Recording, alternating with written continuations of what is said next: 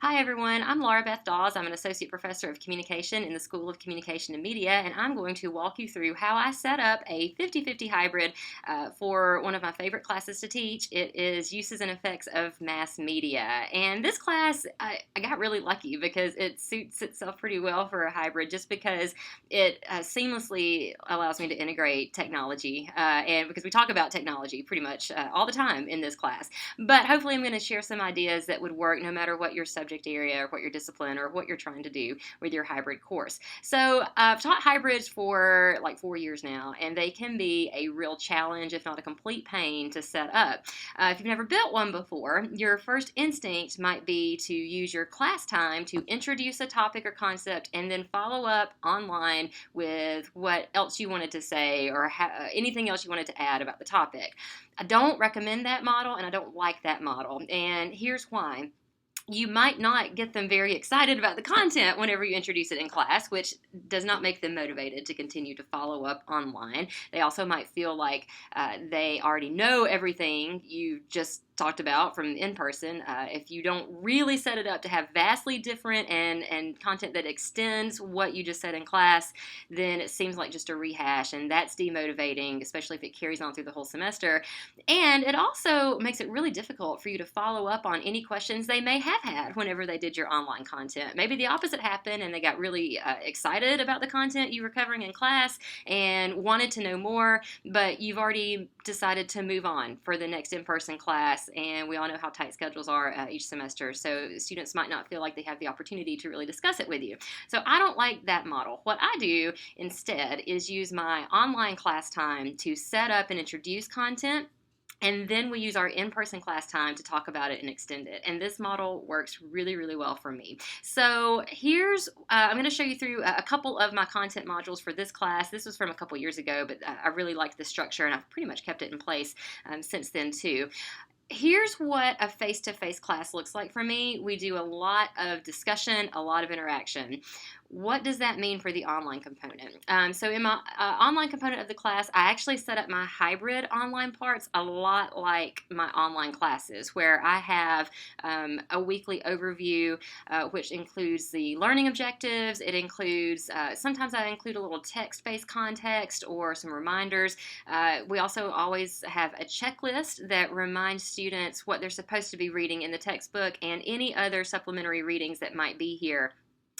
This unit's a lot of fun to teach because I talk through some of the things that have happened in Video Music Awards and how that influences the way that sexuality is portrayed on media today. And one of the things I would love for them to read, but I don't want to devote a lot of class time to it, is a list of all the complaints that the FCC got whenever Miley Cyrus did her horrible 2013 VMA performance with Robin Thicke.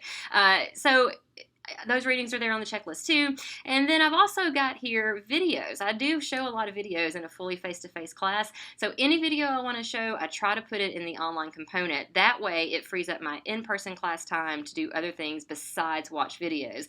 So this is something that is always helpful to keep in mind. You know, one of the things you don't want to do in a hybrid is load up students with just more readings online. Students don't want that. You don't want that. Instead, you want to try to, as closely as possible, mimic what you would be doing in a face-to-face class anyway. And one of the things I would be doing is showing lecture videos or showing videos of things to help supplement what's going on in the text. I also always prepare a little lecture video. And by little, I mean real short, like 3 to 5 minutes, that offers further context to what we're going to be talking about that week. And you don't want to make your lecture videos too long, just like in an online class, but for a hybrid class, it also gives you a little bit of lecture time in an online component. Now, the other thing I do with my classes are regular discussions and assessments, like a quiz. I always do some sort of reading quiz to make sure they're following up. The key in a hybrid is to talk about both of these things in your face-to-face class. So whenever someone does an online participation, what I will do is then pull content from those discussions to talk about in class. And this is a great strategy for incorporating people who sit in your class and act like they never want to say anything but come up with brilliant things to say in an online discussion. Maybe they're shyer or they just don't want to talk out loud.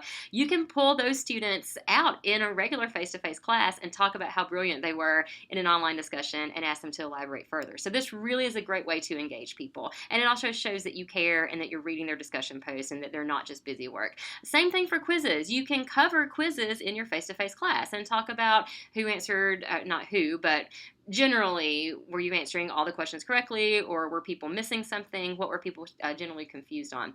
And I find that the more you can link what's happening online to what's happening face-to-face, the better off you are.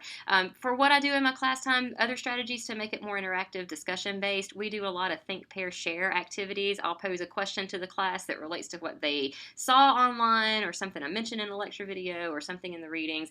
Have them think about it, write down an idea, share it with a partner at their table or next to them, and then we talk about it as a group. I make extensive use of my whiteboard. I write lists on the board all the time of ideas that are generated out of our interactive discussion or think, pair, share activities. You can do group debates, you can do interactive activities. It really does open up a lot of possibilities to maximize whatever class time you do have with them. So I hope these tips are helpful to you. If you want to talk further with me, I'm happy to talk with you about your own ideas about hybrids. Send me an email, ldaws@kennesaw.edu. And thank you so much for watching my video. Best of luck to you as you build your hybrids.